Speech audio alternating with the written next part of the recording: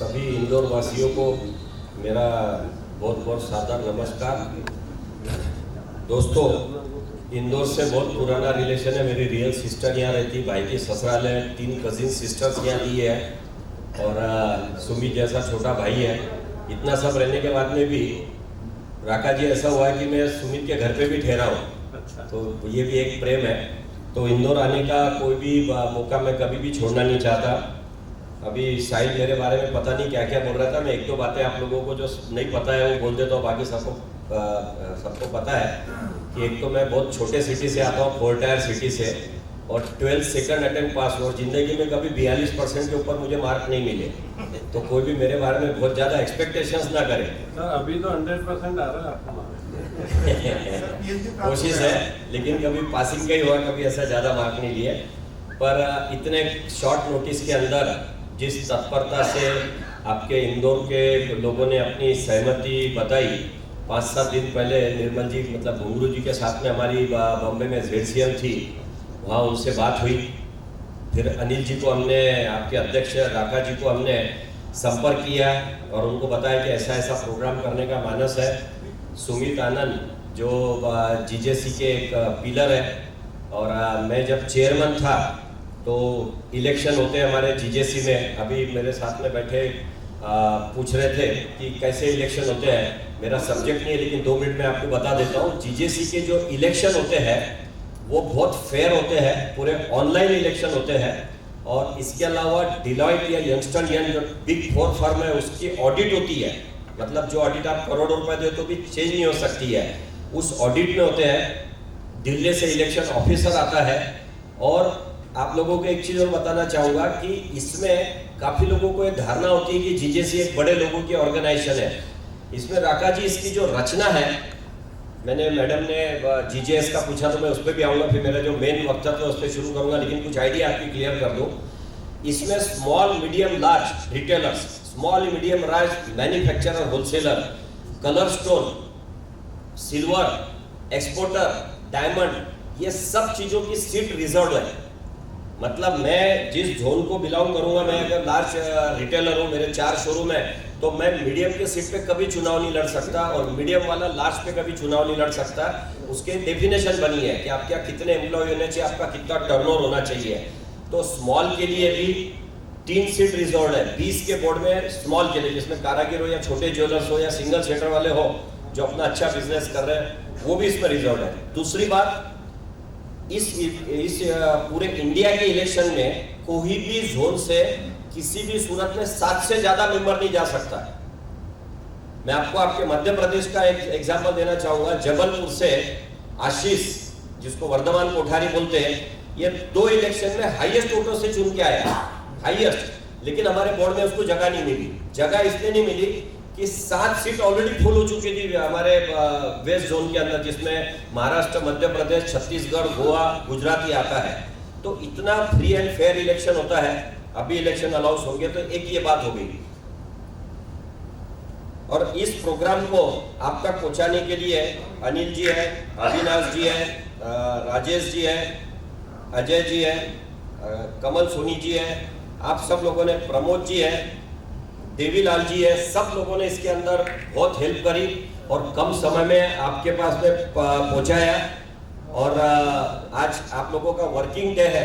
एक इंग्लिश में कहावत है कि ships are safe in coast but they are not built for that. जहाज समुद्र किनारे बहुत सेफ रह सकता है, लेकिन उसके लिए बना नहीं है। तो ये जब सब लोगों ने, राका जी और घुंगरू जी और ये सब लोगों ने जो आपके लिए मेहनत करी, मैं चाहता हूँ कि इनके लिए आप जोरदार तालियों से। मित्रों, आगे मेरे लिए नहीं बना, अगर किसी का नाम लियो और तारीफ करो तो तालियों में कंजूसी मत करना। मैं सुमित सब जगह एक बात दोहराता हूँ, सबको आगाह करता हूँ कि भगवान ने खाने पीने, सोने, बैठने, सब चीज का एक कोटा दिया। वो कोटा होने के बाद भगवान उनको वापस बुला लेता है। वैसा तालियों का भी एक कोटा है। अगर इस जन्म में आपने पूरा नहीं किया तो अगले जन्म में घर घर जाके तालियां आपको बजानी पड़ेगी। तो कोटा इसी जन्म में आप पूरा करने।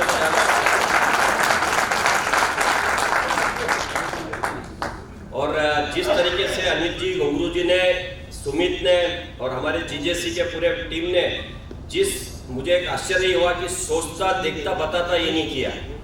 मेरे जो कोर्स है उसमें सबसे ज़्यादा जो लोगों को पसंद आता है वो ये होता है कि जब मेरे पास में कोई डिसीजन आता है, अगर 5:45 को कोई बात मेरे दिमाग में आ जाती है तो मैं 5:45 से ज़्यादा उसको लेट नहीं करता। सुमित उतना टॉलरेंस तो देना पड़ेगा। 5:45 को अगर कोई बोलता है तो मैं 5:45 बजे उसको सम्मति दे देता हूँ। उतना तो समय देना पड़ेगा ना उनको, कितना समय। तो मित्रों, दूसरा मैं पहले मैडम की बात का जवाब दे देता हूँ तो आके सुनने में मजा आएगा कि जीजेसी और जीजेपीसी में क्या फर्क है। मैडम, फर्क ये है कि जीजेपीसी एक्सपोर्ट प्रमोशन काउंसिल है और हम भी उसके पार्ट है, और ये आज जो 5,000 7,000 से लेके जो 30,000 तक के IIJS में लोग जाने लगे हैं, उसका बहुत बड़ा क्रेडिट आप सबको और हमको जाता है। और मैं कभी कोई क्रेडिट लेता नहीं, लेकिन आपको एक चीज बताना चाहूंगा कि सब्यासाची रे जो अभी उसके ED है, एग्जीक्यूटिव डायरेक्टर, जो सबसे मेन बॉस है, और जो संजय कोठारी जी जो चेयरमैन थे, तो रोड शो पहला मैंने अकोला में आयोजित किया था, पूरा खर्चा मैंने किया था, क्योंकि संजय कोठारी बता रहे थे कि सर ये बढ़ी नहीं रहा, जो लोग IIJS में आते वो आते, जो नहीं आते किसी को पता ही नहीं, लोगों तक पहुंचे कैसे। व्हाट्सएप नहीं थे, मैसेज नहीं थे, डेटा नहीं था, वो लोग जानते नहीं थे किसी को। और कभी इतने सालों में आपने एग्जीबिशन अटेंड करी है IIJS की, आज तक आपको उसके ऑर्गेनाइजर कौन है, उसके ओनर कौन है, उसके ऑफिस बेरर कौन है, आपने कभी भी इंटरेक्ट नहीं किया हुआ उनसे। तो ये एक फर्क है। हमने उस शो को बड़ा करने के लिए, जब हम शो नहीं करते थे, हमने बड़ा करने के लिए रोड शोज किए, पेपर में एडवर्टाइज मैंने दिया, अकोला के आसपास के लोगों को वहाँ जाने के लिए प्रोत्साहित किया। वही काम यहाँ पे सुमित ने किया, पूरे इंडिया ने। जीजेसी जब नया नया बना था, जब GJF था फेडरेशन, तब सबने मिलकर उसको बड़ा किया। कहना नहीं चाहिए, लेकिन आपने पूछा है शुरू में सवाल, इसलिए मैं आपकी बात का जवाब देता हूँ। और मैं नोन हूँ कि मैं बहुत क्लियर बात करता हूँ, कोई घुमा फिरा के बात नहीं करता हूँ। जितना भी पैसा उस ऑर्गेनाइजेशन ने इस एग्जीबिशन के द्वारा कमाया है, नाम के लिए एक्सपोर्ट प्रमोशन काउंसिल है, लेकिन डोमेस्टिक के ऊपर कमाया है, और 1 रुपया भी आज तक के डोमेस्टिक पे स्पेंड नहीं किया हुआ है। पहली बार जीजेसी ने एक एग्जीबिशन किया, और उस एग्जीबिशन में 30,000 से ज्यादा लोगों को लंच दिया। मैं लंच गिना के ऐसा नहीं करा रहा हूँ, ये आपका अधिकार है। जब आप सवेरे से शाम तक आ रहे हैं, हम आपको इन्वाइट करने के लिए आ रहे हैं। मैं यहाँ पे आया, आते से आप लोगों ने खाना पूछा, चाय पूछा, क्योंकि आपने इन्वाइट किया है। तो पहली बार ये कंसेप्ट हमने लाया। इसके पहले के IIJS में आज तक कोई पानी के ग्लास रखा नहीं रहता था। आपको पानी लेना है तो सवाल 20 रुपए का नहीं है, अनिल जी, लाइन लगाना पड़ता था 1-1 घंटे की पानी पीने के लिए। करोड़ों रुपए का धंधा कर रहे हैं हम लोग, तो लाइन लगाना पड़ता था। आज तक हमारे को किसी ने रूम ऑफर नहीं करी थी कि आपका स्टे का क्या होगा, आपको हम असिस्ट करते, आपकी बुकिंग कराते, वो नहीं किया था। GJS ने पिछले साल 2,500 रूम 5 स्टार की बुक करी, OA रूम 1,000 से लेकर 3,000 तक की बुकिंग करे, हर आदमी को रिसीव किया, कहीं भी लाइन नहीं लगने दिया। ऐसा होता था कि लाइन में खड़े हैं, कोई देखने वाला ही नहीं है। GJS का शो 12 करोड़ रुपए का किराया देके हमने जियो वर्ल्ड के अंदर पहली की थी। इस बार नेस्को में इसलिए कर रहे हैं क्योंकि एक तो हमारे 3 करोड़ 80 लाख रुपए 4 साल पहले से यहाँ पे थे। दूसरी बात, इतना बड़ा सेंटर जियो होने के बाद में भी आने वाले 2 साल तक जगह खाली नहीं है जिस समय हमको चाहिए। तो ये और शो में बहुत फर्क है। ये डोमेस्टिक शो है। अब सबसे इंपॉर्टेंट बात, जीजेसी के यहाँ पे कितने मेंबर है? लाइव मेंबर 4-5 ही है। जीजेसी ने जब से जीजेसी बनी है 17 साल में 1 रुपया भी सब्सक्रिप्शन किसको मांगा नहीं है, कभी भी नहीं दिया। हम छोटे ऑर्गेनाइजेशन, मैं अकोला में हूँ, आप लोग इंदौर में, आपके एसोसिएशन में साल में एक बार अनिल जी आप कुछ सब्सक्रिप्शन लेते होंगे ना खर्चा चलाने के लिए। जीजेसी ने कभी पैसा नहीं दिया। करोड़ों रुपए के डेलीगेशन गवर्नमेंट के पास में लेके गए। सबसे पहले आप लोगों को इन्फॉर्मेशन दे रहा हूं जो अभी इंडिया में किसी को नहीं दिया। कल दोपहर में 3 बजे निर्मला सीतारामन जी के साथ में मैं भी जा रहा हूं, हमारा डेलीगेशन जा रहा है, और जितनी नवी समस्या अभी आई है खास करके भी जेवरी बाजार में, उसका निराकरण करने के लिए भाविन भाई हमारे साथ में, हम लोग सब वहाँ पे अभी जा रहे हैं। और कल हमारे आधी घंटे की मीटिंग होगी, उन्होंने 15 मिनट दिया, लेकिन हमको पता है आधी घंटा कैसे करवाना है। तो ये जो सारे इश्यूज है, ये सारे सॉल्व करने का काम केवल और केवल नेशनल लेवल के ऊपर जीजेसी कर रही है, और कोई ऑर्गेनाइजेशन नहीं कर रहा।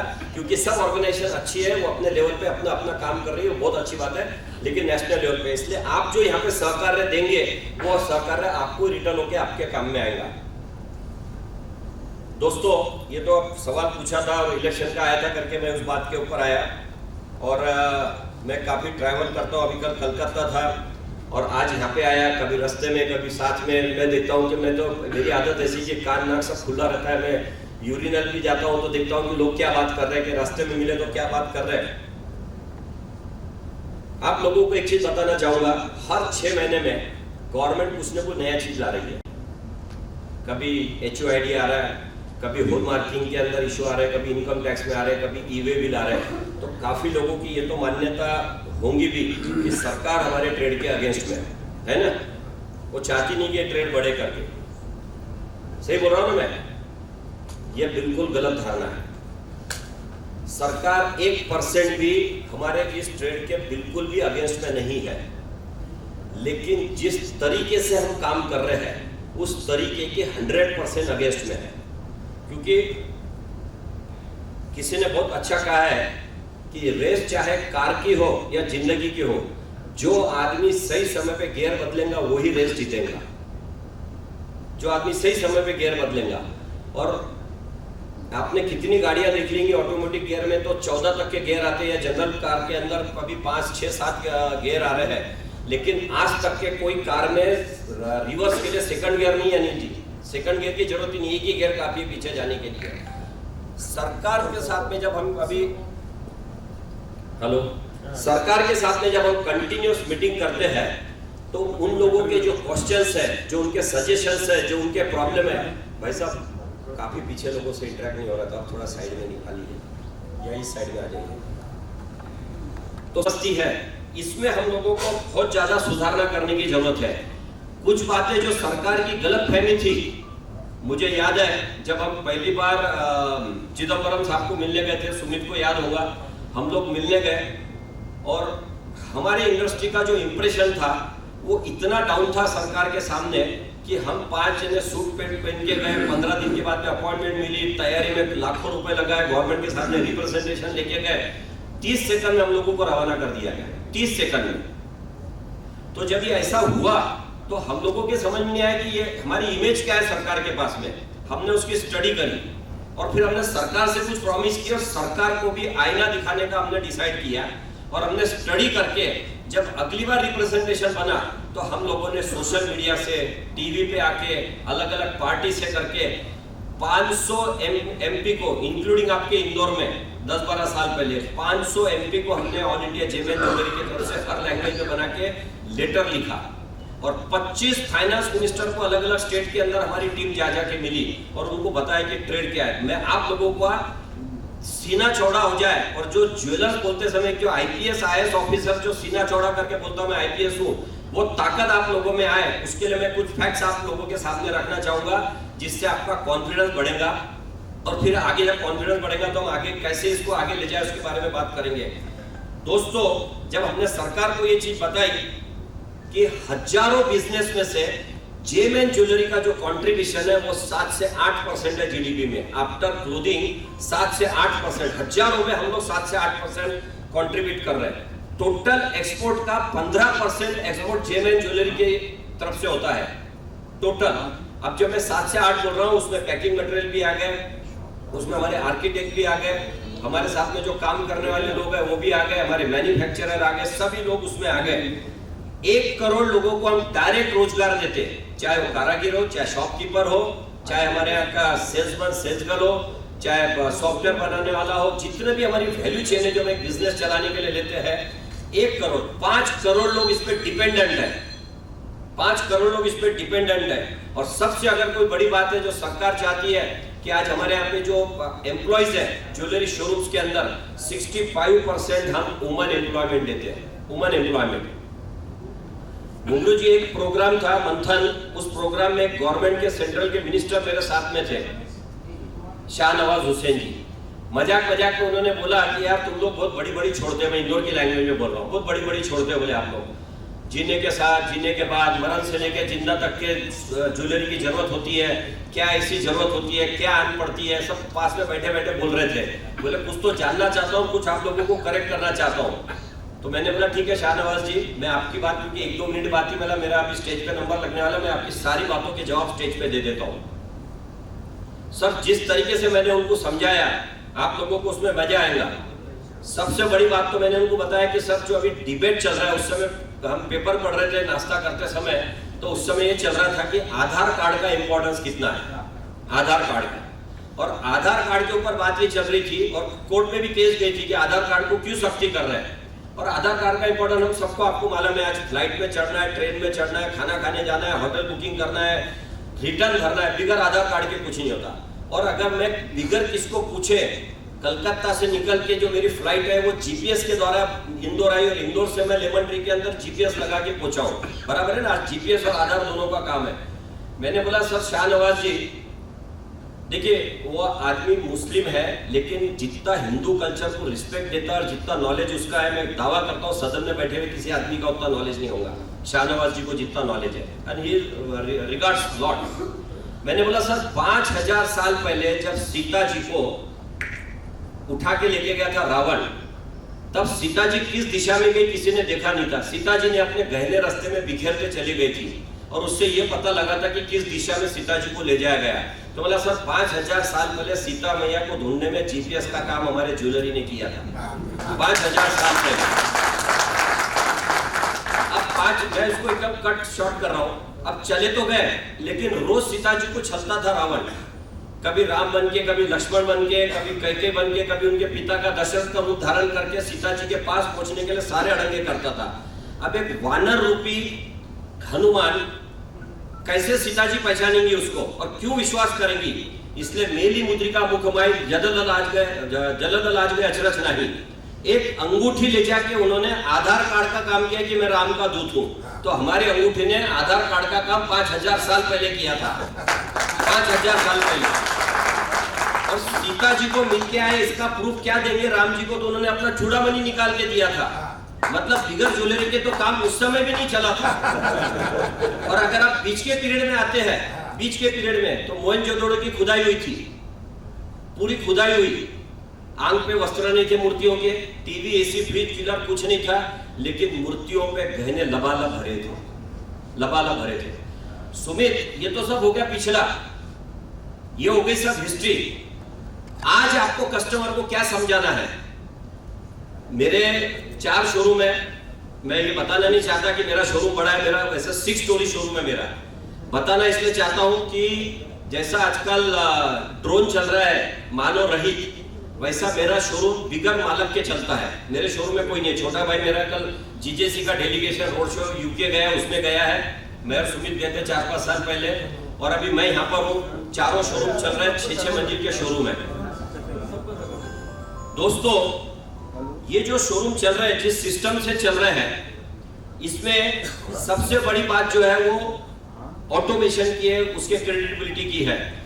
सर अभी जब यूक्रेन के ऊपर चढ़ाई हुई है रशिया के द्वारा, हुई है ना, ऑफिशियल फिगर है 1,28,00,000 लोगों ने यूक्रेन को छोड़ के अदर कंट्री के अंदर गए। अनिल जी कस्टमर को क्या समझाना है? जब मैं फ्लोर से निकलता हूं तो एक कॉमन बात मैं देखता हूं, जो भी कस्टमर आते हैं चाहे लेडीज हो जेंट्स हो, एक बात जरूर करते हैं कि भैया बजट के बाहर है, बजट में नहीं है, थोड़ा कम बताओ।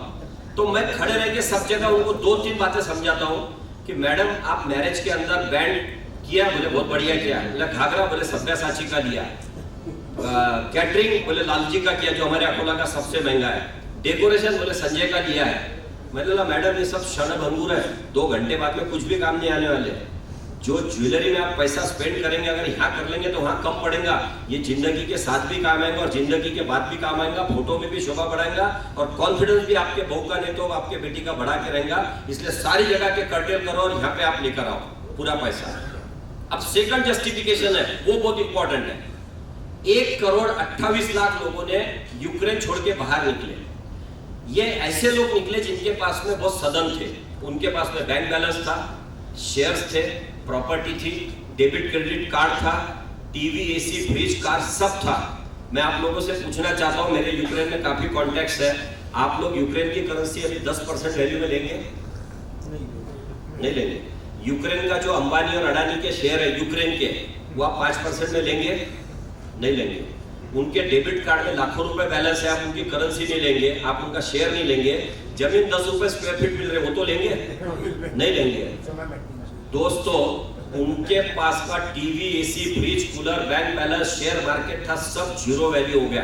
एक ही चीज काम आई, जो उनके पास में ज्वेलरी थी वो 200 कंट्री में काम आई, और जिनके पास सोना चांदी था वो जिंदा बचे, बाकी के लोगों के पास में जीरो वैल्यू हो गई।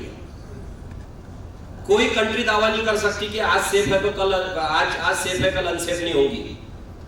57 कंट्री में डॉलर दम तोड़ देता है, 47 कंट्री के बाद यूरो दम तोड़ देता है, 11 कंट्री के बाद में हमारा रुपया नहीं चलता है। लेकिन जिस बिजनेस में हम हैं ये 200 कंट्री में एटीएम की तरह काम करता है, जेम एंड ज्वेलरी। मेरे ख्याल से हमारे ट्रेड के लिए तो तालियां बजती है कि हम ऐसे ट्रेड कर रहे हैं। तो 200 कंट्री में भी काम करता है, 200 कंट्री में काम करता है। दुनिया की ऐसी कोई कंट्री नहीं जो नहीं सोनी रहती है। और हम तो छोड़ो, विकट समय के ऊपर तो हमारी सरकारें भी सोने का उपयोग लेती है, बाय भी करती है और सेल भी करती है और मॉर्गेज भी करती है और उसके सामने करेंसी भी प्रिंट करती है। पिछले साल 65 टन सोना इंडिया के गवर्नमेंट ने रिजर्व बैंक ने लिया। क्यों लिया? हमको तो रोक रहे, आपने क्यों लिया? आप भी सेव करना चाहते हैं, आप भी उसको सेफ हेवन समझना चाहते हैं। इसलिए कस्टमर से बात करते समय आपका कॉन्फिडेंस, आपका नॉलेज, क्योंकि this is your knowledge is your power, ये हमारा बहुत होना जरूरी है। अब बात यह है कि फिर सरकार हमारे विरुद्ध क्यों है?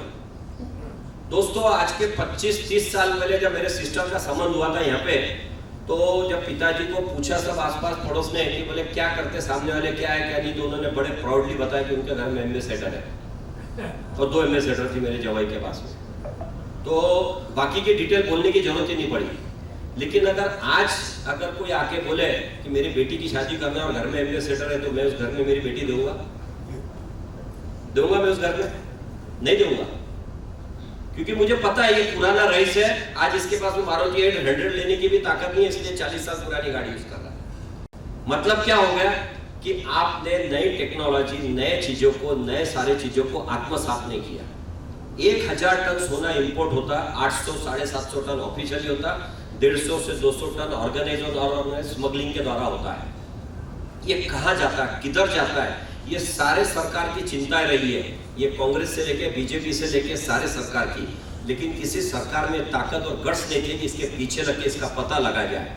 इसलिए इसको ऑडिट ट्रेल करके गवर्नमेंट पता लगाना चाहती है। एक बिजनेसमैन करके मेरे को बहुत गुस्सा आता है सरकार पर, एक देश का नागरिक करके बहुत प्राउड होता है कि एक ऐसी सरकार है जो देश के भले के लिए एक एक चीज का हिसाब लेना और देना दोनों चाहती है। दोनों बातें अपनी अपनी जगह पे सही है।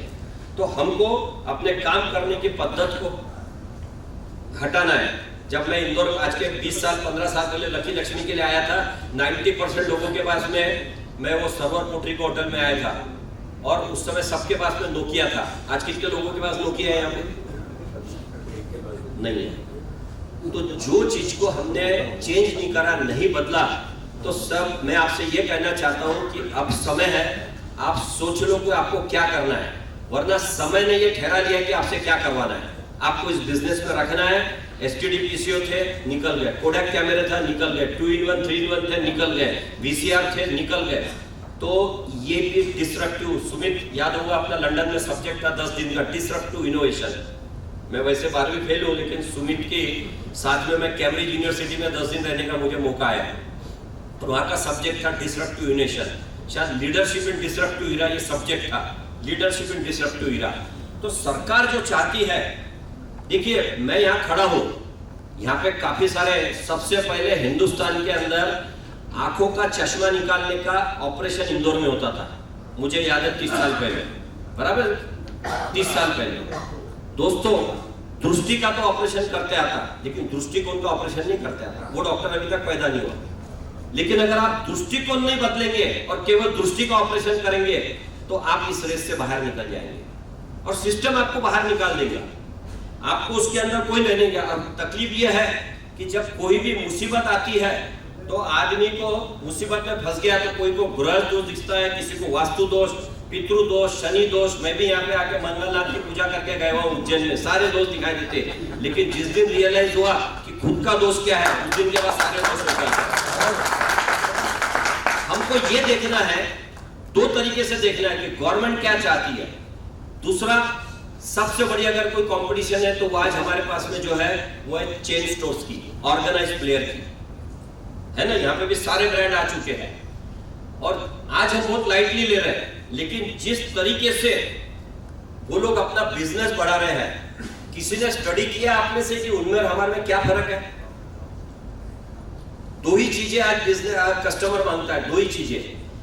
एक कि आप कारपोरेट होना, आपका ब्रांड चाहिए। दूसरा, you have to be old, आप पुराना चाहिए, मतलब आपका नाम चाहिए, ट्रेडिशन चाहिए, सब चाहिए।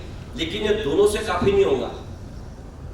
अभी मैं तो काफी समय से स्टडी कर रहा है कि इनमें और हमें क्या फर्क है, हम कैसे अपने फैमिली ज्वेलर्स को बचा के इनके सामने ले जा पाए और इनसे हम कॉम्पीट करा पाए। आप ये मत देखिए, मैं आप लोगों को एक चीज पूछना चाहता हूं, आपके यहाँ के सेल्समैन तनिष्क और रिलायंस वाले लेके गए, मैं तो नाम लेता हूं क्योंकि उसमें कोई गलत बोलना नहीं है, कोई दिक्कत नहीं है। तनिष्क के अंदर वही सेल्समैन है जो आप में से किसी के यहाँ पे था। 52,000 का 10 ग्राम का सिक्का बेचने में उसको नाक में दम आ जाता आपके यहाँ पे, और वही 10 ग्राम का कॉइन 60,000 रुपए में लाइन लगा के रिस्पेक्ट के साथ में निकलते समय थैंक यू बोल के कस्टमर निकल रहा है। आपका ही salesman, same purity, same packing, क्यों हो रहा है सर? वो 60,000 में बेच रहा, कोई फर्क नहीं है। मैं लोगों को एग्जांपल देता हूं कि भाई कॉलगेट का पेस्ट टपरी से लूं या मॉल से जाके लूं, मैन्युफैक्चरर सेम है, लेकिन वो 60,000 में भी हमसे ज्यादा सेल कर रहे हैं और 52,000 में भी सेल नहीं कर पा रहे, क्योंकि हमने कभी न तो अपने आप को ट्रेन किया, न हमने हमारे स्टाफ को कभी ट्रेन किया। कितने लोग हैं जिन्होंने स्टाफ की ट्रेनिंग के प्रोग्राम लिए?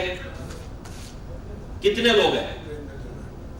आप लोगों को यकीन नहीं आएगा, मैं चढ़ाने के लिए नहीं बोलता।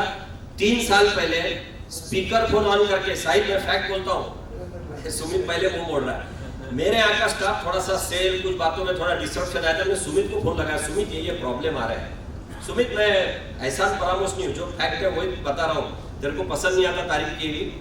मैंने स्पीकर फोन ऑन किया क्योंकि मैंने इससे रात में बात किया, इसने मेरे को जो मॉरल बूस्ट किया। मैंने बोला सुमित कल सवेरे 11 बजे टाइम है, बोले है भाई भैया क्या करना है। मैंने पूरे स्टाफ को बैठाया, स्पीकर फोन से एफएम कनेक्ट किया और सुमित को बोला सुमित एक 10 मिनट का जरा मॉरल बूस्ट करना है, क्या फैक्ट है बताओ। स्टाफ का जो मॉरल इसने बूस्ट किया, उसके बाद मुझे रियलाइज हुआ कि क्या ट्रेनिंग का फर्क है उसके अंदर, और उस ट्रेनिंग से क्या क्या फायदे होते हैं उसके अंदर। मित्रों, आप लोगों को एक सर्वे में बताना चाहता हूं।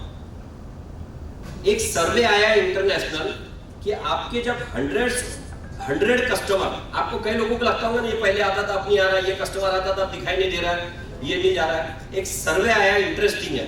वो सर्वे ये बताता है कि आपका 1% कस्टमर का देहांत हो जाता है, वो एक्सपायर हो जाता है, चाहे एक्सीडेंट हो, एज हो या पेंडेमिक हो। 1% कस्टमर आपका मर जाता है। 3% लोगों की ट्रांसफर होती है, IPS IAS ऑफिसर, IT के बच्चे, ये सब इनकी ट्रांसफर होती है। 5% लोग फ्रेंडशिप की वजह से दूसरी जगह शिफ्ट हो जाते हैं। मॉर्निंग वॉक में फ्रेंडशिप हो गई, रोटरी लायंस में हो गई, कीटी में हो गई। ये 3% जो लोग हैं, 5% लोग ये चले जाते हैं।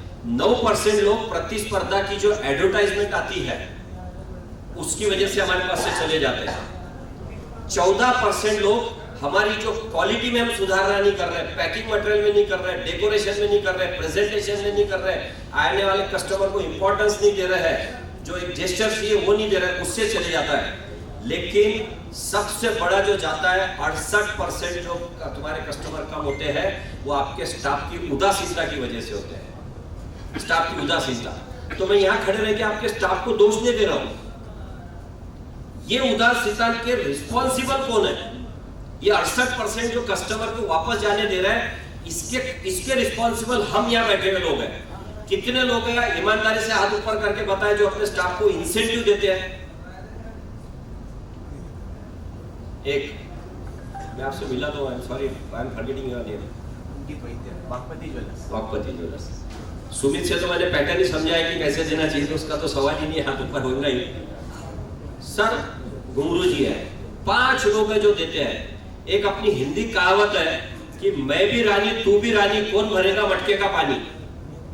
10 सेल्समैन आपके यहाँ पर है, कस्टमर लिफ्ट से आ रहा है या स्टेयरकेस से आ रहा है, आपकी दुकान में घुस रहा है, सेल्समैन ने क्यों उठ के उसको सेल करना? क्योंकि एंड ऑफ द डे 15,000 मिलना है, 20,000 मिलना है। सेल करूं या ना करूं, ये सेल करे मैं करूं, क्या फर्क है? What it make different? और यही चेन स्टोर के अंदर होता है। मैं आपको जो भी बताऊं आप उसको लिंक करिए। ये चेन स्टोर में होता है कि जैसे ही कस्टमर अंदर आया, आपके इंदौर की भाषा में स्टाफ उसको लपक पड़ता है उसमें। 5 लोग तो गिरते हैं, थोड़ा जेंटलमैन दिखा, how can I help you, मैं आपकी क्या मदद कर सकता हूं, होता है ना सब चेन स्टोर के अंदर। ये फर्क लाने के लिए सबसे पहले तो आपको स्टाफ को इंसेंटिवाइज करना पड़ेगा। फिर मैंने अनिल जी इंसेंटिव किया सेल्समैन को इंसेंटिव किया। दिवाली का समय था, शुरू में उसी समय किया। रात में 8:30 बजे 5-5.5 किलो सामान आया नागपुर होके बीवीसी से, तो वो बार कोडिंग वाला बोलता भैया मेरे को तो निकलना है, मेरे यहाँ तो दिवाली की पूजा है। अरे मैंने बोला ये रुकेगा नहीं तो कैसा बार कोडिंग नहीं होगा, बार कोडिंग नहीं होगा तो बेचूंगा कैसे। तो फिर मेरे छोटे भाई ने मेरे को बताया भैया फिर उसको थोड़ी इंसेंटिव मिल रहा है, बाकी तो सेल्स को मिल रहा है। तो स्ट्रक्चर के अंदर हमने, मैं डिटेल नहीं जाऊंगा, हमने स्ट्रक्चर में ऐसा किया कि चाय पिलाने वाली हमारे यहाँ की जो काकू बोलते हैं हम लोग महाराष्ट्र में, स्वीपर से लेके बार कोडिंग से लेके बैक मैनेजर से लेके बंबई का परचेसिंग स्टाफ से लेके पूरा इंसेंटिव के अंदर डाला, पूरे स्टाफ को। मित्रों जब आप शोरूम के अंदर बैठते हैं, आप कंटिन्यूस बात करते हैं दोस्तों से, फोन से, मीटिंग के अंदर, आपका जो स्टाफ है वो बहरा नहीं है, उसका भी कंसर्न है। आप विदेश में बच्चों को पढ़ाने भेज रहे हैं, उसकी फी भरवा रहे हैं, उसके कंफर्ट की बात कर रहे हैं, उसके ट्यूशन की बात कर रहे हैं, वो भी सोचता मेरा बच्चा क्या फिर से सेल्समैन ही बनेगा, वो कहां जाके पढ़ेगा। आप उससे फॉर्म भरवा के भविष्य के लिए पीएफ भर रहे हैं, बचत कर रहे हैं, शेयर्स ले रहे हैं, ये बोल के कर रहे हैं कि बुढ़ापे में काम आएगा। क्या उसके दिमाग में ख्याल नहीं आता? उसके भी तो दिमाग में आता है। तो सर वो फिजिकली तो आपके साथ बैठा है, लेकिन मेंटली वो आपके साथ में सफर कर रहा है, वो आपके साथ सफर कर रहा है। कितने लोग हैं यहाँ पे जो अपने स्टाफ को पीएफ, ईएसआईसी और इंश्योरेंस सब देते हैं, जो एज पर लॉ कंपल्सरी है? केवल 5 लोग।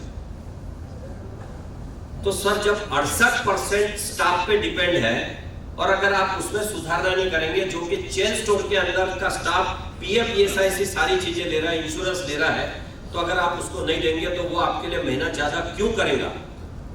एक इंग्लिश में से है कि don't take care of your customer, take care of your employee, they will take care of your customer.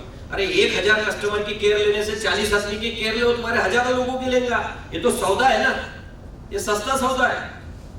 मैंने जो एक एडिशन किया जो शायद और कोई नहीं करता या 2-4 लोग करते होंगे, मैंने Khandelwal jewellers Akola private limited के टोटल स्टाफ के बच्चों का लाइफ लॉन्ग एजुकेशन फ्री कर दिया। कहीं ना कहीं हम जैन समाज के हैं तो ध्वजा देते हैं, हिंदू समाज के हैं तो हम कहीं ना कहीं जाके मंदिर में या कहीं पे जाके दान धर्म करते हैं, मुस्लिम समाज के हैं तो चादर चढ़ाते या और कोई अपन देते हैं, कोई ना कोई समाज के हैं तो कुछ ना कुछ करते हैं। Charity begins from home.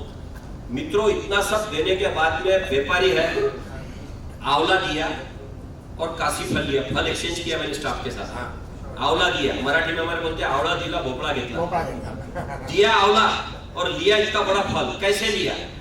Sumit जब से इंसेंटिवाइज कर दिया, जब से ये सारी फैसिलिटी सारी सब चीजें कर लिया, 52 दिन जो शोरूम मेरा बंद रहता था हॉलीडे के दिन, वो बंद होना बंद हो गया।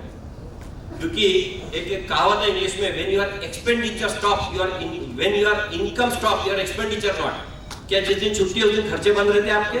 उस दिन तो ज्यादा खर्चा करती, बीवी बच्चे सब घुमाने ले जाते, कार पेट्रोल सब होता है, बैच चल रहा है, सिक्योरिटी चल रही है, इलेक्ट्रिक चल रहा है, कोई खर्चा बंद नहीं हो रहा आपका, पूरा खर्चा चल रहा है। ये सारी जब फैसिलिटी दिया तो 8 बजे मैं शोरूम से निकल जाता हूँ। मैंने और भी काफी देखा है, 12 बजे शोरूम पे जाते हैं, 8 बजे निकल जाता हूँ, लेकिन स्टाफ को शादी है बोलता है चलो यार कुछ खास नहीं दिख रहा, बारिश का मौसम है, सर गिराई का कोई भरोसा नहीं, कभी भी आते आप, चलो ना आएंगे 9-9:30 बजे बढ़ा के। एक कस्टमर की केयर करने लग गया तो हमारे स्टाफ का सेल बढ़ गया। दूसरी बात, मैं यहाँ पे कोई यूनियन लीडर या स्टाफ का रिप्रेजेंटेटिव बन के नहीं आया हूँ। मैं आपको बिजनेस के अंदर सेल बढ़ाने के लिए आप लोगों को जो जरूरी कदम है कंपटीशन के अंदर, चेन स्टोर के साथ में हो या लीगल हो, क्योंकि लीगली भी कितने लोग हैं यहाँ पे जो स्टाफ को पेमेंट चेक से देते हैं? केवल 10 आते हैं। सर ये सजेशन या उसकी बात नहीं है, कायदे से लॉ के हिसाब से आप स्टाफ को पेमेंट कैश कर ही नहीं सकते, आप दे ही नहीं सकते। 10,000 के ऊपर आप स्पेंड नहीं कर सकते बिजनेस के एक्सपेंडिचर में। 10,000 से नीचे पगार देंगे तो मिनिमम वेजेस एक्ट में अटक जाएंगे, तो आप कैश में देते कैसे? आप ऑडिट ट्रेल में फंस जाएंगे, और आपको ऑडिट ट्रेल में फंसने के बाद में पूरे पेनल्टी इंटरेस्ट लगेंगे। और लेबर लॉ तो इतने कड़क है कि उसके अंदर जेल से लेकर सारी प्रावधान है, उसमें केवल फाइनेंशियल पेनल्टी नहीं है। तो आप पहले आपके सीए वकील से कंसल्ट कर लीजिए, आप कैश पेमेंट दे ही नहीं सकते।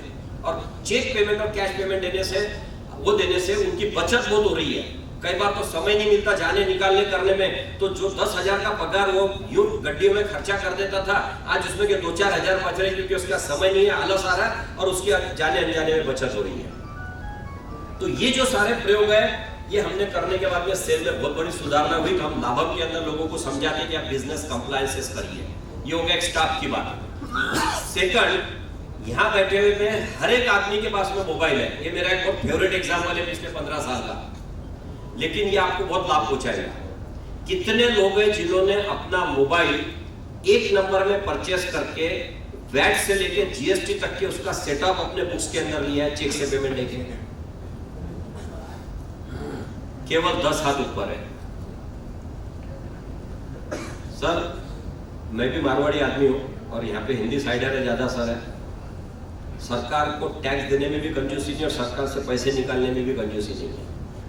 अगले मिनट में आपको पता लग जाएगा कि आप कितनी बड़ी मिस्टेक कर रहे हो, कितना बड़ा आपने नुकसान किया। हम 2 भाई हैं, Khandelwal jewellers Akola private limited है। मैं जो कपड़े आपके सामने पहना हूं, ये दावे के साथ बोलता हूँ, सभी लोगों को काफी ये होता है, ये नितिन खंडेलवाल के नहीं है। ये Khandelwal jewellers Akola private limited के डायरेक्टर को पहनने के लिए दिए हुए कपड़े हैं। मेरे जूते, मेरी चप्पल, मेरा पेन, सब सारा होता है। 2 मोबाइल मैंने लिए 50-50 हजार रुपए के, 2 मोबाइल। उस समय वैट था, तब की किस्सा बता दो आपको। जीएसटी के अंदर और अच्छा प्रावधान है, 18% वैट था, 18%। मैंने उसको बोला कि भैया मेरे को वैट अलग लिख के बिल चाहिए। बोले सर सिस्टम में नहीं है। बोला मैं नहीं लूंगा। उसका मैनेजर समझ गया, मैं क्रोमा में गया था सुमित, तो वो बिल जो सिस्टम से आता उसमें वैट इंक्लूडिंग लिख के आ गया। बोला नहीं, तो उसका मैनेजर समझ गया, वो आया बाहर, उसने टैली से बिल निकाल के दिया। टैली से बिल निकाल के दिया, 82,000 रुपए का मोबाइल, 18,000 रुपए जीएसटी और 1 लाख रुपए का बिल दिया। बिल आपने भी लिया, मैंने भी लिया। 30,000 रुपए, उस समय तो 33% टैक्स था, अपन 30 ही मान के चलो। 30% मैंने इनकम टैक्स में सेटअप लिया। 18,000 रुपए का मैंने जीएसटी में इनपुट क्रेडिट सेटअप लिया। बात यहाँ खत्म नहीं हुई। मैं पढ़ रहा था तो वहां लिखा था कि ये मोबाइल लेने पे अगर आप अमेरिकन एक्सप्रेस कार्ड से पेमेंट देंगे तो आपको 20% कैशबैक है। सिटी बैंक का लेंगे तो 15% है। मैंने अमेरिकन एक्सप्रेस का कार्ड दिया, मतलब 2 मोबाइल तो बोले एक कार्ड पे एक ही मोबाइल मिलेंगे। मतलब ठीक है, 20% उसका कैशबैक लिया। दूसरे मोबाइल पे 15% कैशबैक लिया। दोनों का एवरेज आया 17.5%। 17,500 रुपए मैंने क्रेडिट कार्ड पे सेटअप लिया। 18% मैंने जीएसटी का लिया। 17 और 18 हो गए 35। 30,000 रुपए इनकम टैक्स में सेटअप लिया। 1 लाख रुपए के 2 मोबाइल मेरे घर में 35,000 है। 65,000 तो मैं गवर्नमेंट से वापस लेकर आ गया। मैंने चोरी नहीं करी, मैंने टैक्स प्लानिंग किया। मैंने कोई चोरी नहीं करी। अगर चोरी करता तो यहाँ माइक पे नहीं बोलता मैं, और यहाँ तो रिकॉर्डिंग भी हो रही है। जितना पैकिंग मटेरियल है, मेरे पास पैकिंग मटेरियल आते हैं, अभी भी आते हैं साहिब, वो लोग आते हैं, भैया 2-2 हजार के नोट है क्या? मतलब क्यों? बोले भैया अभी 5-7 जगह जाके आया ना, तो बोले 3.5 लाख रुपए जमा हो गए। मतलब क्यों? लोगों ने चेक से नहीं दिया पेमेंट? नहीं, बोले वो 12.5% वैट की वजह से। मतलब मेरे को एक बात ईमानदारी से बता कि वैट बचता है या बिल नहीं दिया? तो मैंने सब बचता तो नहीं है, लेकिन वो अकाउंट में बताना नहीं चाहते। दोस्तों, वैट का सेटअप मिल रहा है, 30% इनकम टैक्स में सेटअप मिल रहा है। आपने क्या डब्बिया खाने के लिए लिए क्या? खाने का इनकम टैक्स में इनपुट क्रेडिट नहीं है। आपने एक्सपेंडिचर के लिए, बिजनेस फर्दरेंस के लिए किया है, आपके एनहांसमेंट के लिए किया है, और वो आके 2,000 के नोट मुझे बन रहा है। मतलब लैक ऑफ द नॉलेज है, लोगों को उसके बारे में जानकारी नहीं है, और इससे बेनिफिट क्या होता है वो नहीं है। ये तो होगी एक समझाने वाली बात कि आपको इनकम टैक्स, जीएसटी सब पे सेटअप मिलेंगे, 2 नंबर करने से आपका नुकसान ही है, 1 नंबर में पूरा बिजनेस करना चाहिए। मैं आपको ये आगाह करने आया हूं कि जब हम पहली बार हसमुख अढ़िया जी से मिले थे, कितने लोग जानते हैं हसमुख अढ़िया का नाम सुना है किसी ने? अब तो मिला इसलिए जानता है। फाइनेंस सेक्रेटरी, मोदी जी के साथ 12.5 साल गुजरात में थे। पंतप्रधान जब बने मोदी जी तो उनके साथ में आ गए, और फाइनेंस मिनिस्टर की इक्विवेलेंट पोस्ट होती है, इतना पावर होता है उसके अंदर कि वो डिसीजन जो लेता है वो। तो कल हमारी कोशिश अभी जो है फाइनेंस सेक्रेटरी उनसे भी मिलने की है। दोस्तों, उन्होंने बताया था कि धीरे धीरे करके हम ऑडिट ट्रेल करेंगे, ऑडिट ट्रेल, और ऑडिट ट्रेल के बाद में जीएसटी का कलेक्शन 2 लाख करोड़ के ऊपर जाएगा। ये बात उन्होंने मुझे 4-4.5 साल पहले बताई थी। ऑडिट ट्रेल होता क्या है? कितने लोग जानते हैं ऑडिट ट्रेल क्या होता है? नहीं जानते। ज्वेलरी इंडस्ट्री के अंदर ऑडिट ट्रेल स्टार्ट हो चुका है। HUID के निमित्त से था, हमको उसमें समझ में आया कि बहुत बड़ा कियोस होगा, और मैंने तो खुद पीयूष गोयल जी को सामने बताया, मैंने सर अगर ये लॉ आपने इंप्लीमेंट कर दिया, HUID का जो प्रेजेंटेशन इन्होंने दिया था, तो मैंने बोला पूरे अकोला में 112 ज्वेलरी दुकान है, मेरा अकेले का बिजनेस चलेगा, बाकी की सारी दुकानें बंद हो जाएंगी। बोले फिर क्यों विरोध कर रहा है? बोला सर मैं उसके लिए लीडर नहीं बना हूं कि मैं सिर्फ मेरा बेनिफिट देखूं, क्योंकि जब हमने एक्साइज की लड़ाई लड़ी थी सबने मिलके, और जब फाइनल नेगोशिएशन गवर्नमेंट के साथ में किए थे, जिसके अंदर पीयूष गोयल जी थे, अमित शाह जी बैठे थे, 9.5 घंटे मीटिंग चली थी, वो 8.5 घंटे नॉन स्टॉप चली, 1 घंटा बाद में फाइनल नेगोशिएशन हुआ। उस समय जब आप उनको बोल रहे थे कि सर आप कम से कम 20 करोड़ 10 करोड़ के नीचे के बिजनेस को एक्साइज में से निकाल दीजिए, तो जोर से नाराज हो गए, तुम कुछ करना नहीं चाहते, तुम लोग खाली ये करना चाहते, तुमको तो कंप्लायंसेस चाहिए नहीं। हमने बोला सर यहाँ जितने 12 लोग बैठे हैं इसमें से एक भी आदमी का 200 करोड़ के नीचे टर्नओवर नहीं है, ये हम आम पब्लिक के लिए मांग रहे हैं कि 10 करोड़ के नीचे उनको निकाल दिया ताकि वो धंधा छोड़ के नहीं भागे। तो यही बात जब हम बताते तो हमारी बार्गेनिंग पावर सरकार के साथ में बढ़ जाती है, और उसी चीज के लिए हम गवर्नमेंट के पास में बार बार जाते हैं। तो ये ऑडिट ट्रेल जो है ये समझना बहुत जरूरी है। मैं आपको दूसरी इंडस्ट्री का एग्जांपल देता हूं जो ज्वलंत हुआ है, ज्वेलरी के अंदर स्टार्ट होगा, लेकिन मैं बोलूंगा तो नाम से रिलेट होते जाएंगे। झवरी बाजार में तो भगदड़ मची है ऑडिट ट्रेल के अंदर। धुलिया में एक कंपनी है, वनस्पति बनाती है, बिल्कुल आपके इंदौर और अकोला के बीच में ही है। वो वनस्पति तेल बनाते हैं, 16 किलो का एक टीन आता, क्या बोलते हैं पीपा, क्या बोलते हैं 16 किलो का जो आता, हाँ डब्बा। उनके यहाँ पे सर्वे हुआ और उनको पता था कि ये कंपनी के अंदर आधा माल बिल में होता, आधा बिगर बिल में जाता, क्योंकि 12.5% वैट था और 12.5% एक्साइज थी। 25% किसी भी धंधे में बहुत बड़ी बात होती है कि हो रही करके। लेकिन जब उनके यहाँ पे पहुंचे तो पहुंचने के बाद ये समझ में आया उन लोगों के कि स्टॉक कंप्लीट टैली है, कुछ भी फर्क नहीं है। और ऑफिसर को पता था गड़बड़ है, वो और डिटेल में गया। उसने बोला आपका सारा खर्चे का निकाला, तो उसने पैकिंग मटेरियल में आता 3 तो जो हमारे यहाँ पे भी आता है। बोले कितना स्टॉक है आपके पास? तो गोडाउन में 2000 टीन थे। परचेस कितने किए इस महीने में? 10,000 किए। सेल कितने हुए? 3,000 हुए। 5,000 टीन का हिसाब है। टीन है, टीन तेल नहीं। तो वो दुकानदार बोल था, इतने सालों से धंधा कर रहा पीड़े से, सर बोले टीन बेच दिए मैंने। बोले बिल अभी माल भेजा है, वो टीन देखेंगे फिर उसके बाद में करेंगे, हमने बेच दिए। बोले ठीक है बेच दिए, आर्गुमेंट नहीं कर सकते। पूरे गेट पास निकाली उसकी। और आपको पता है हमारे यहाँ तो धर्म काटा है, साहब के सराफे में हमारे यहाँ पे भी है। ये लोगों को तो कंपल्सरी ट्रक अंदर आता था, वेट लिखे जाता, ट्रक जब लोड होके जाता चोरी नहीं जाए, इसलिए इसका धर्म काटा होता है। पूरे रिकॉर्ड निकाले आपके यहाँ के गए आए पूरे उसके, सारा रिकॉर्ड निकाल के उसको अगले 20 मिनट के अंदर प्रूव करके दिए कि 5,000 टीन तूने 2 नंबर में बेचा है, क्योंकि वेट का डिफरेंस निकाला। इलेक्ट्रिक का बिल जब तू हर महीने 2,500 टीन बता रहा तो तेरा बिल 2.25 लाख रुपए आ रहा था, ये महीने में तेरा इलेक्ट्रिक का बिल भी 3.5 लाख रुपए आया है। तेरा लेबर पेमेंट इतना बढ़ गया है, तेरे टीन निकल गए, तेरा जो ट्रक आया था वो 3 टन का था और जाते समय 17 टन का गया, तो तेरे खाली टीन का वजन तो इतना हो नहीं सकता। तो इसको बोलते हैं ऑडिट ट्रेल, जो पूरा पहुंच के निकलता। तो ये अभी सोने में, कैडबरी में, गहने के अंदर ये स्टार्ट हो चुका है। ये लॉ पुराना है कि आपको बिस्किट के नंबर भी, कैडबरी के नंबर भी आपके सेल परचेस में बिल पे लिखना पड़ेंगे। लीटर आता 2 किलो लिया, 1 करोड़ का बेचा, छोटे छोटे बिल बना दिया, टुकड़े बना के बिल बना दिया, बैंक में भर दिया, ये सब बंद हो जाने वाला है। आपको पूरा हिसाब देना है, पूरा ऑडिट ट्रेल होने वाला है। तो आज से आप ऐसा बोलते हैं कि develop the habit to change your habit, आदत बदलने की आदत डाल दो अभी से, क्योंकि एकदम समय पे आदत नहीं बदलेगी। तो दोस्तों कहने का मतलब यह है कि हम जब बच नहीं सकते और बचने की जरूरत भी नहीं है, आप पूरा बिजनेस जब 1 नंबर में आप करेंगे तो आपको किसी प्रकार से कोई भी इसमें परेशानी नहीं होगी। सिर्फ एक आदत डालने वाली बात है जो आप लोगों को डालना है। All India Gem and Jewellery Domestic Council पूरी कोशिश करती है कि आम लोगों को तकलीफ न हो, उनकी तकलीफ कैसे कम से कम हो, चाहे वो जीएसटी की हो, चाहे इनकम टैक्स की हो, सब चीजों के लिए हम लड़ रहे हैं, झगड़ रहे हैं, सब कर रहे हैं। लेकिन हम कहीं पे भी कोई भी unethical business practice, unethical business के तरीके में, चाहे स्टाफ मैनेजमेंट हो, चाहे बिजनेस मैनेजमेंट हो, इसको हम कहीं भी सपोर्ट नहीं कर सकते। हम कोई भी आपके बचाने के लिए, क्योंकि यहाँ कोई हम सेल्समैनशिप या वोट मांगने नहीं आए कि आप जो मांगेंगे दे देंगे, आप जो बोलेंगे वो सब पूरा कर देंगे। आपको वो लोग जो करते हैं कि 100% उनका जो स्टॉक है वो टैली हो जाता है। सुमित, एक नया फंडा ध्यान में आया, अभी अपन काफी स्टडी की, अपन चर्चा करते हैं।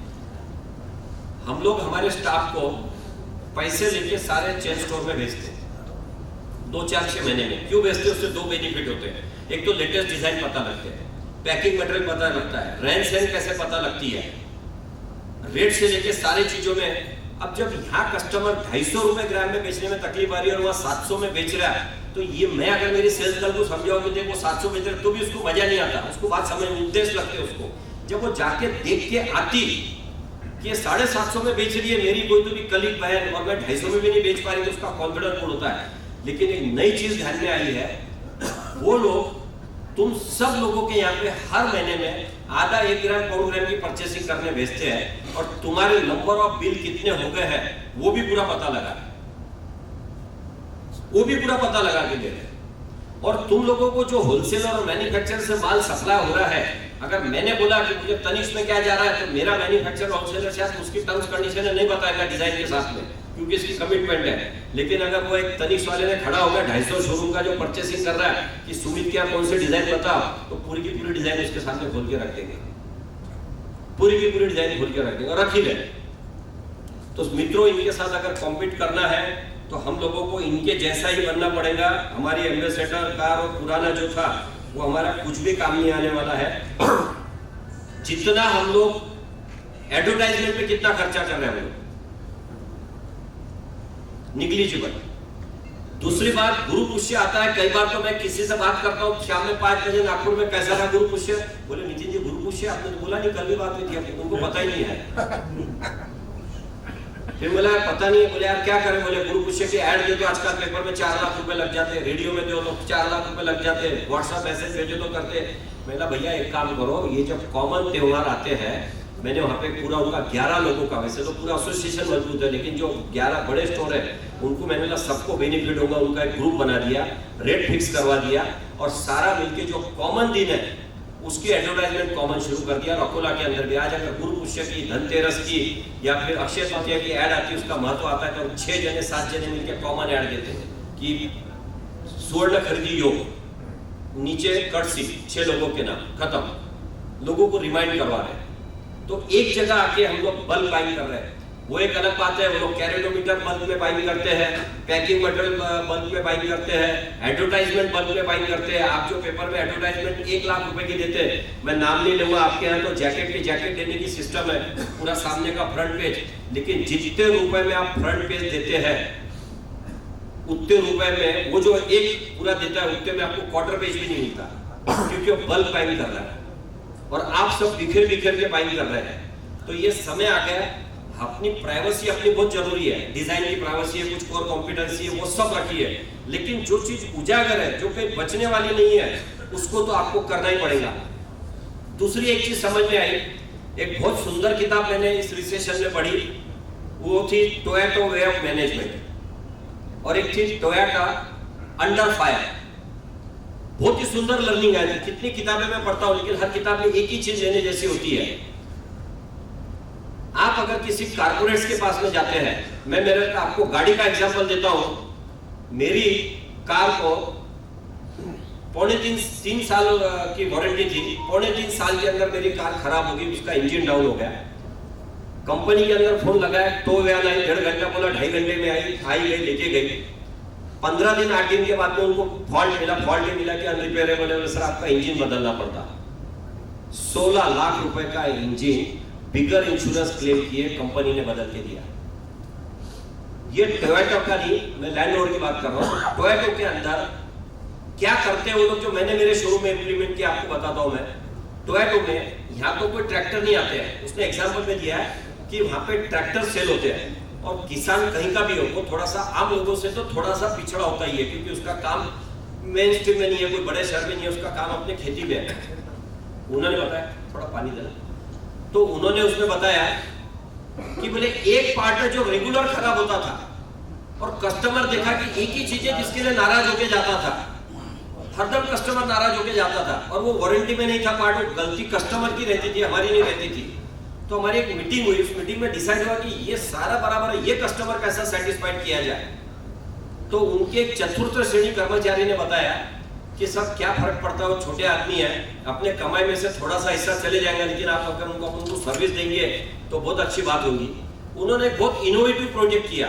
उन्होंने कांच का बॉक्स बनाया, उसको लॉक किया और हर ट्रैक्टर के सेलिंग के ऊपर 100, जो वहां की करेंसी है जापान की, उस करेंसी में से 100 बक्स उसमें डालना शुरू कर दिया।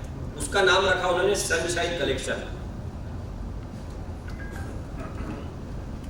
वो जो सनशाइन है, सुमित को हंसी आ गई, सनशाइन जो कलेक्शन बॉक्स उन्होंने जो बनाया, जब भी कोई ट्रैक्टर वाला आता कि ये मेरा कार्बोरेटर या जो भी पार्ट होगा खराब हो गया, तो शॉप वाला तो देता नहीं जब तक पैसे नहीं आए, क्योंकि तो प्रोफेशनल मैनेजमेंट है, मालक ने बोल दिया तो भी सुनते नहीं, क्योंकि एसओपी में लिखा नहीं है।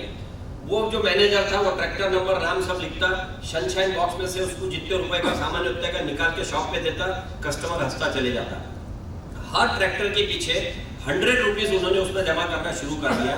उसके बाद उन्होंने बताया कि पिछले 16-17 साल के अंदर एक भी कस्टमर हमारा नाराज होकर नहीं जा रहा, और जो बॉक्स में हम 100 जमा कर रहे हैं बॉक्स, वो आज तक खाली नहीं हुआ कभी, वो भरा का भरा रहता। और एक मंगलसूत्र टूटने की कंप्लेंट होता थी, क्योंकि नया मैरिज होता है और मंगलसूत्र की आदत नहीं होती है, बकेट में अटकता, सोते समय अटकता, या काम करते समय उलझता, बच्चे होते, बच्चे खींच लेते, क्योंकि उसके शादी के पहले 2-3 ग्राम की चेन के अलावा लेडीज की आदत नहीं रहती पहनने की। तो मैंने देखा कि हाईएस्ट सेल अपना मंगलसूत्र का है, 37% सेल मंगलसूत्र का है, ब्रेकेज भी मंगलसूत्र के ज्यादा आते हैं। मैंने 25 रुपए ग्राम मेकिंग बढ़ा दिया, सनशाइन कलेक्शन, क्यों मैडम, मेरा तो बैच का पैसा है। मैंने 25 रुपए ग्राम की मेकिंग बढ़ा दी, और शोरूम के अंदर एक ऑफिसर बैठा दिया जिसका हमने नाम रखा है सॉल्यूशन मैनेजर। जितने भी प्रॉब्लम आएगा सॉल्यूशन मैनेजर के पास जाएंगे, और सॉल्यूशन मैनेजर को बैठा दिया, वो कस्टमर को समझाता, मैडम ऐसा है, रिपेयर हो जाएगा, ये है वो है। 80% कस्टमर मान जाते, रिपेयर कर देते, सब कर देते। 20-25% कस्टमर बोलता नहीं मेरे को बदल के चाहिए, मतलब बिल्कुल दिमाग नहीं लगाना, उसको बदल के, क्योंकि वो जो मुस्कुरा के जो कस्टमर दुकान से वापस जा रहा है ना, इससे बड़ी कमाई आप लाखों रुपए डायमंड बेच के, सोना बेच के कमा लो, उससे बढ़िया कमाई नहीं। तो मुस्कुरा के जाना चाहिए आपके शोरूम से। और वो सनशाइन कलेक्शन तो मैंने टोयोटो से भी आगे कर लिया, मैं तो सीधे पैसे लेके बैंक में भर रहा हूँ, काहे भी बॉक्स में पड़ने के ब्याज का नुकसान करूँ। तो मित्रों, चाहे आप 10 रुपए ज्यादा लो, लेकिन कस्टमर का सेटिस्फैक्शन, इस इंडस्ट्री के तरफ देखने का कस्टमर का जो नजरिया है। दूसरी बात, हमारी एक बहुत अच्छी आदत है, वो सस्ता बेच रहा है तो हम बैठे उसकी बुराइयां करने के लिए, और दूसरा एक नया कंपटीशन चल रही है सस्ता बेचने की। मुझे कोई बताएगा कि कोई ऐसा दुकानदार है जो सस्ता बेच रहा था और बहुत तरक्की कर लिया उसने, उसकी दुकान 3-4 जनरेशन तक के चल रही है? कोई है ऐसा सस्ता बेचने वाला जिसकी दुकान अच्छी चल रही है और जनरेशन से चल रही है? सर, एक रोलेक्स की वॉच जो पहले ही महंगी आती है, उस पे 3.5 से 7 लाख रुपए का प्रीमियम चल रहा है। पता है आप लोगों को ये बात? 7 से 7.5 लाख रुपए का। उन्होंने अपना इंपॉर्टेंस क्रिएट किया, अपना इंपॉर्टेंस क्रिएट किया, सस्ता बेच के नहीं किया उन्होंने। और उसका भी बहुत अच्छा डिबेट है कि टाइमेक्स आस्क रोलेक्स कि you and me are showing the same time to the customer, and why people are paying so less for me and so high for you? बोले टाइमेक्स ने रोलेक्स को पूछा कि मैं और तू लोगों को समय बता रहे हैं, मेरे को इतना सस्ता क्यों दे रहे हैं, तेरे को इतना ज्यादा दाम क्यों दे रहे हैं? Rolex replied, you are showing time to the person and I am showing the time of the person.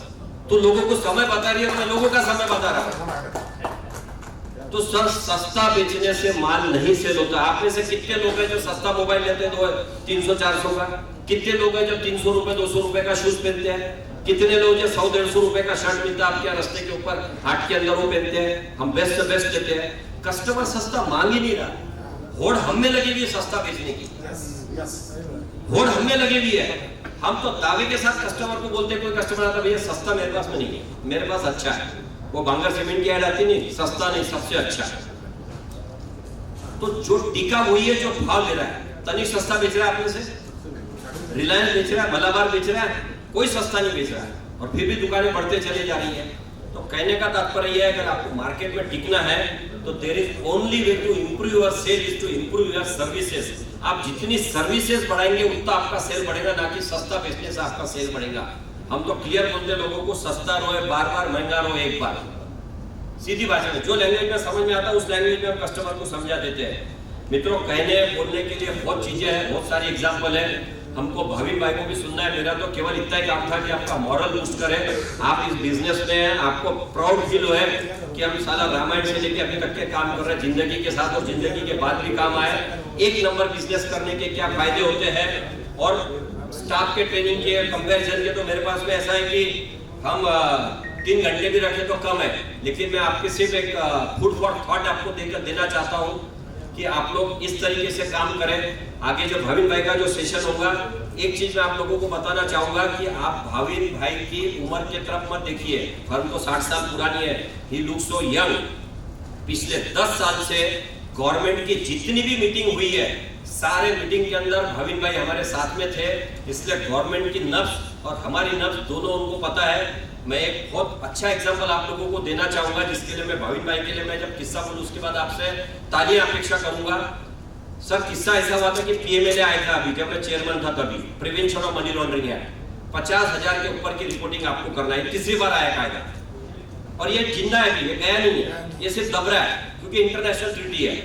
जैसे हम अमित शाह जी के पास में पहुंचे, फाइनेंस मिनिस्टर रेडी नहीं हुए थे करने के लिए, जैसे हम अमित शाह जी के पास पहुंचे, सारा समझाया, बोले मैं उसकी डिटेल में नहीं जाऊंगा। अमित शाह जी मान गए फॉर्चुनेटली, और पहली बार ये बोले जब हम धन्यवाद देने लगे मैं वो झुक के, तो बोले सरकार की गलती थी, सरकार ने दुरुस्त करी, आपको बोलने की जरूरत नहीं थी, चाय पानी नाश्ता भी कराया हमको। सर हम बाहर निकले खुशी से, क्योंकि सरकार ने बोला 2 घंटे बाद में आप प्रेस ले लीजिए, आपका डिजाइनेबल आंसर मिल जाएगा आपको। हम समझ गए कि ये लॉ हट रहा है। भाविन भाई ने बाहर आने के बाद में एक बात बोली, 12-13 जने थे, बोले नितिन भाई 10-12 दिन ये जो लॉ था ना, जब तक के नहीं आता तब तक के अकाउंट 10 साल संभालने पड़ेंगे। और वो तो आंसरेबल है, क्योंकि तो लॉ तो बन गया था, लॉ उठेगा तब की बात अलग है। मतलब फिर सीधा भाग के वापस गए। 10-15 मिनट पहले बाहर ही बात कर रहे थे, अंदर गए तो पीयूष गोयल जी और यशवंत, मैं नाम ही भूल जाता हूँ उनका, यशवंत सिन्हा जी के बेटे का नाम क्या था, जयंत सिन्हा, डिप्टी फाइनेंस, दोनों बैठ के गहरी मंथन कर रहे थे। मैं दरवाजा खोला, क्योंकि कंपाउंड के अंदर ही थे, फिर तो अंदर नहीं आने देते थे। दरवाजा खोला, बोले क्या होगा एकदम सर, मतलब सर वो 10-12 दिन का हिसाब 10 साल संभालना पड़ेगा, ऐसा बोल रहे हैं अपने सीए लॉयर। तो मतलब सर तो बात सही की होगी, 6 महीने का संभालो या 2-4-10 दिन का संभालो। तो उन्होंने देखा यशवंत सिन्हा जी और पीयूष जी की तरफ, तो पीयूष जी ने बोला कि इसको रेट्रोस्पेक्टिव से उठाना पड़ेगा। मैं तो वर्ड ही पहली बार सुना, 12वीं नापास आदमी। मैंने भाविन भाई की तरफ देखा, भाविन भाई बोले हाल से चाल से, गुजराती में बोला सर चलेगा। मैं बाहर आके इनको बोला कि सर रेट्रोस्पेक्टिव क्या बोल रहे थे, बोले जिस दिन से कायदा लगा वहां से उठेगा, आज से नहीं, लगा तब से उठेगा। तो सर ये भाविन भाई की क्रेडिट है कि उन्होंने ये कायदे को समय पे रहते हुए, सुरक्षित रहते हुए, और उन्होंने उसको उठवाने लगाया। तो ये जिस तरीके से तत्परता से हम लोग काम करते हैं, क्योंकि ये इंग्लिश में बहुत अच्छी कहावत है कि world's biggest fire can be extinguished with a cup of water if it is put on right time. दुनिया की सबसे बड़ी आग एक कप पहले से बुझाई जा सकती है, सही समय पे डाले जाए तो। आज 1 हफ्ता पहले झवरी बाजार में संकट आया, और वो संकट केवल झवरी बाजार का नहीं था, ये तो आग है। ये पूछा महाजनी भी पूछेंगे, यहाँ के सराफे भी पूछेंगे, क्योंकि ये तो जॉब वर्क का कायदे के ऊपर है। तो हमने उसको इतनी प्रायोरिटी पे लिया, और हमने सारे लगे लगा के सब करके, और कल की अपॉइंटमेंट लिया, परसों तक के आप लोगों के पास में हमारे फोटो आ जाएंगे कि हम निर्मला सीतारमण जी के साथ में मीटिंग करें। कितना मानेंगे नहीं मानेंगे उसके दावे में अभी खड़े रह के, पॉलिटिकल लीडर नहीं यहाँ बैठ के नहीं करता। एक चीज आपको अंत में कहना चाहूंगा दोस्तों, मैं काफी लोगों से बोलता, मतलब क्या बात है, कुछ नंबर में काम कर रहे कि नहीं पूरा, तो सर मैक्सिमम नंबर 1 में कर लिया, बोले अभी ज्यादा से ज्यादा। ये क्या बोलना चाहिए, वल्गर भी नहीं है और नॉन वेज भी नहीं है कि यहाँ पे महिला बैठी है, लेकिन एक सटीक एग्जाम्पल है, उससे अच्छा समझाते नहीं आता, इसलिए मैं उससे माफी मांग के एक बात कहूंगा। सर आपने कभी कोई देखा है क्या कि कोई लेडी को पूछा है प्रेग्नेंट है क्या, वो बोले थोड़ी थोड़ी हो करके, आइदर प्रेग्नेंट और नॉट, ये इंग्लिश में कहावत है। आप या तो 1 नंबर में धंधा कर रहे तो नहीं कर रहे, आप थोड़ा कर रहे हैं, ज्यादा कर रहे हैं, मैक्सिमम कर रहे हैं, आपके दिमाग में से निकाल लो। अगर आप 1% भी धंधा नंबर में 90% नंबर में कर रहे हैं, 10% अगर 2 नंबर में कर रहे हैं, तो आप 2 नंबर ही कहलाएंगे। मैं ज्यादा चोरी नहीं करता, छोटी छोटी करता, बड़ा रेप नहीं किया, छोटा किया, सर रेपिस्ट ही कहलाएंगे, छोटा बड़ा नहीं कहलाएंगे। तो आदत बदलने की आदत डालो, जितने जल्दी आदत डालेंगे उतने टिकेंगे, और फिर हम होते रह जाएंगे। ऐसा कहते हैं कि you have no right to cry for that you have not tried. जिस चीज के लिए तुमने कोशिश ही नहीं करी, उस चीज के लिए चिल्लाने का, रोने का कोई अधिकार आपको नहीं है। तो एम्बेसडर मत बनो, कोडैक मत बनो, नोकिया मत बनो, एसटीडी पीसीओ मत बनो, वीसीआर मत बनो, अपने आप में बदल लाओ, बिजनेस सुधारो। और अंत में इतना ही कहूंगा कि जो आपका संगठन है, चाहे नेशनल लेवल का हो, चाहे आपके इंदौर का हो, चाहे आपके मध्य प्रदेश का हो, आप लोग संगठन को, क्योंकि आज अगर संगठन नहीं होता तो इतनी बड़ी मात्रा में हम वहां से बोल के और नहीं ला सकते थे। तो आपका जो संगठन है, चाहे उसमें घुंगरू जी की मेहनत हो, चाहे अनिल जी और आपकी पूरी टीम की मेहनत हो, मैं ये कहना चाहूंगा कि संगठन के लिए लड़ाई लड़ो। लड़ नहीं सकते तो लिखो, लिख नहीं सकते तो बोलो, बोल नहीं सकते तो साथ दो, और अगर साथ भी नहीं दे सकते तो जो लिख रहा है, बोल रहा है, लड़ रहा है, उसका अधिक से अधिक सहयोग करो। और छठवां सबसे इंपॉर्टेंट है, ये भी आप नहीं कर सके तो कम से कम जो काम कर रहा है उसका मनोबल नहीं गिराए, क्योंकि कहीं ना कहीं आपके हिस्से की लड़ाई आपके लिए लड़ रहा है। तो आपका संगठन चाहे इंदौर का हो, चाहे प्रदेश का हो, चाहे देश का हो, आप संगठन को कैसे मजबूत कर सकते हैं वो आप डिसाइड करिए। हम अच्छे प्राउड बिजनेस के अंदर है, क्योंकि जो भी हमारी एक जिंदगी बची है, जो भी जिंदगी शेष बची है, उसे विशेष बनाओ, क्योंकि उसके बाद तो उसके अवशेष होना ही है। और ये भी जो दौर चल रहा है, परिवर्तन का हो या रिसेशन का हो या थोड़ा पेंडेमिक का हो या थोड़ा H1N1 भी चल रहा है, तो अंत में एक ही बात से करूंगा, जो मेरा बहुत फेवरेट शेर है, 2 लाइन का है कि ए बुरे वक्त अदब से पेश आ, ए बुरे वक्त अदब से पेश आ, वक्त ही कितना लगता वक्त को बदलने के लिए, वक्त ही कितना लगता है वक्त को बदलने के लिए। इतना कह के मैं मेरे वाणी को विराम देता हूँ। और जैसा कि भाविन भाई आएंगे उसमें क्वेश्चन आंसर सेशन रहेंगे। मुझे पता नहीं कितना समय दिया था, मैंने थोड़ा सा एक्सीड किया मेरे उसको, तो आप लोगों को खाने के इसके बीच में थोड़ा सा व्यवधान रहेगा। मैं ये गुजारिश करूंगा, मेरे भाई का लंदन से फोन है, मैं ये गुजारिश करूंगा कि जो भी स्नैक्स है वो बीच बीच में सर्व करें, ताकि अपने जो भाविन भाई का जो स्पीच है उसमें कोई व्यवधान नहीं आए। साइड जो भी यहाँ पे इंचार्ज है, लोगों को स्नैक्स और चाय कंटिन्यूस चलने दें, क्योंकि भाविन भाई का सेशन जो है बहुत इंटरेस्टिंग रहेगा, इंटरेक्टिव रहेगा, और उसके अंदर हम सब मिलकर उसमें सहभागी करेंगे। मुझे आप लोगों ने इतनी देर तक के सहन किया, कम समय के अंदर बुलाया,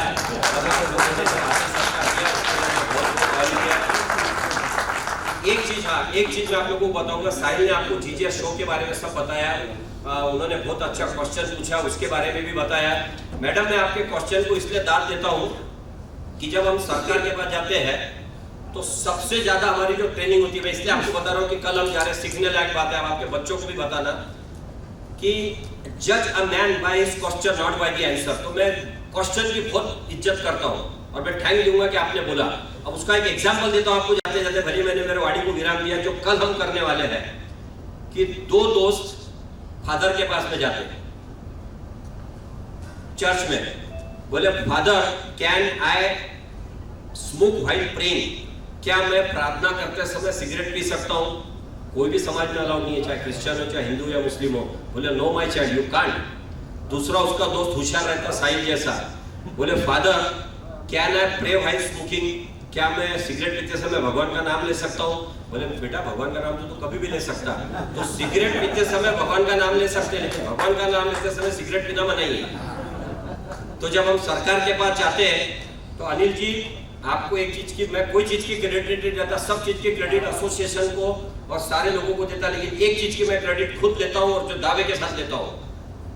जब हम ये हॉलमार्किंग की लड़ाई लड़ रहे थे, 22 रिप्रेजेंटेटिव पीयूष जी के सामने बैठे थे, डीजी बैठे थे, सब बैठे थे, कोई चीज सरकार मान रही थी, कोई नहीं मान रहे थे। मैंने एक क्वेश्चन से शुरू किया, मैंने सर 3 सवाल मुझे चाहिए। मैंने बोला डीजी सर, ये जो हॉलमार्किंग HUID है ये परमानेंट है कि टेम्पररी है? तो पीयूष जी थोड़ा गुस्से से देंगे सर प्लीज, तो बोले परमानेंट है। बोला सर फिर हर 3-5 साल में आप हमारे पास, आपके पास क्यों बुलाना चाहते हैं हमको? क्वेश्चन में दम देखना, हर 3-5 साल में आप हमको बुला के रिन्यूएट क्यों करना चाहते हैं? हम GST नंबर एक बार लिए, परमानेंट है, इनकम टैक्स का पैन हमने एक बार लिया, हमारा परमानेंट है। जब ये HUID परमानेंट है तो ये 3-5 साल के अंदर हमको रिन्यूएशन के लिए क्यों बुलाया जा रहा है? कल अगर हम लेट हो जाए, ऑफिस बंद हो जाए, सर्वर नहीं है, तो दूसरे दिन माल ही नहीं बेचेंगे क्योंकि हम अनलाइसेंस हो गए। बोले दूसरा सवाल, मेरा सर अच्छा माल बेचने के लिए फी देने की क्या जरूरत है? अच्छा माल बेचने के लिए फी की क्या जरूरत है? तो पीयूष जी ने आंसर दिया, पीयूष गोयल जी ने, बोले सॉफ्टवेयर चलाना है, ऑफिस चलाना है, थोड़े से पैसे, इतना कौन सा लग रहा है? बोले नितिन, मेरे से अरे तुरे से बात करते हो। बोले इतना कैसा पैसा लग रहा है नितिन? 25-50 हजार, 1 लाख रुपए लग रहा है। मैंने बोला सर 10% कमीशन तो हम आपको दे ही रहे। तो नाराज हो गए, उनको लगा कि मैं कोई ब्राइवरी की बात कर रहा हूँ, कोई इसकी बात कर रहा हूँ। तो बोले 10% कमीशन देते, जोर से चिल्लाए मेरे ऊपर। बोला सर सॉरी, 10% रॉयल्टी आपको मिलती है, जो भी हॉलमार्किंग चार्जेस हम देते हैं, उस समय 35 रुपए था, उसका 10% आता है। उन्होंने डीजी की तरफ देखा, डीजी अपने को 10% रॉयल्टी मिलती है इसके अंदर?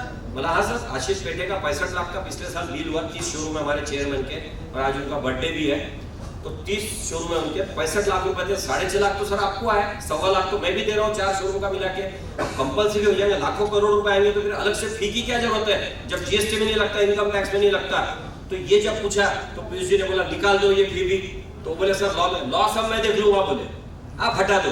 तो मेरे 3 क्वेश्चन गवर्नमेंट में भारी पड़ गए कि हमको अच्छा माल बेचने के लिए फी की क्या जरूरत है, और हर 3 और 5 साल में हम रिन्यूअल क्यों करना चाहते हैं, क्यों बुलाना चाहते हैं हमको बार बार। तो गवर्नमेंट के बात समझ में आ गई, और उसी मीटिंग के अंदर जीएसटी और HUID के ऊपर का जो शुल्क था हर 3 साल से देने का वो भी निकल गया, लाइसेंस का रिन्यूअल भी निकल गया, उसका लाइसेंस की जगह पे नाम निकल के रजिस्ट्रेशन आ गया। क्योंकि मैंने उनको अटल जी का बताया कि बोला सर अटल जी तो मेरे घर पे ठहरते थे, आपको पता है, उन्होंने बोला कि हमको लाइसेंस आप खत्म करना है। लाइसेंस वर्ड करते से ऑफिसर के दिमाग में लाइसेंस आ जाता है, लाइसेंस राज, तो वो भी हमने बैठा दिया।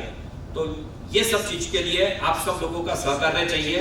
और जो जीजेस शो होने जा रहा है उसमें जो सब्जेक्ट है, मेरा दावा यहाँ बैठे में से 5 से ज्यादा लोगों ने सब्जेक्ट भी नहीं सुनेंगे जो आगे बिजनेस करने के लिए कंपलसरी है। कितने लोग हैं जो वर्चुअल रियलिटी का नाम सुना है या इंप्लीमेंट करते हैं? वर्चुअल रियलिटी एक हाथ है केवल। कितने लोग हैं जो ऑगमेंटेड रियलिटी का यूज करते हैं बिजनेस में? क्योंकि तनिक रिलायंस मलाबा सबके शोरूम में ऑगमेंटेड रियलिटी सुना तो है लेकिन इंप्लीमेंटेड नहीं है। मुझे लगता है आपने सुना तो है। तीसरा, काइजन टेक्नोलॉजी कितने लोगों ने सुना है? Japanese technology, how to work it done, नहीं सुना है। ब्लॉकचेन तो सुना होगा कि क्रिप्टो करेंसी के अंदर आता ब्लॉकचेन टेक्नोलॉजी है। ये सारी टेक्नोलॉजी के बगैर बिजनेस भविष्य में चलने वाला ही नहीं है। जो आपके लिए सारे वर्ड नवे हैं। ऐसे 25 सब्जेक्ट के ऊपर हमने वहां पे लेक्चर्स रखे हैं, स्पीकर्स रखे हैं दोपहर में 12 बजे से 4 बजे के बीच में। तो आप जीजेएस शो के अंदर आइए, अच्छा माल परचेस करिए, अच्छे वेंडर से मिलिए, आपकी अच्छी परचेसिंग के साथ में अच्छा नॉलेज लीजिए, अच्छा भोजन लीजिए जो और कहीं शो में नहीं होता है, अच्छा स्टे करिए और अपने बिजनेस को बहुत बहुत आगे बढ़ाइए। इसी शुभेच्छा के साथ में अब इस बार फाइनली मेरा स्पीच खत्म हो गया। Thank you.